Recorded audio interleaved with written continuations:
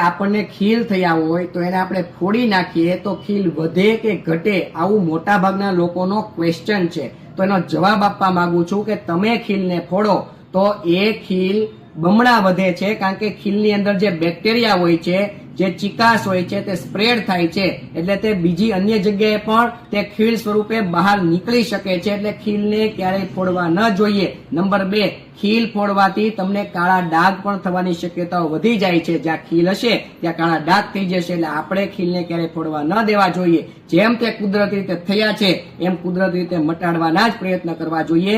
ઉતાવળે ખીલ ફોડીને ખીલ મટાડવાના પ્રયત્નો બિલકુલ ન કરવા જોઈએ.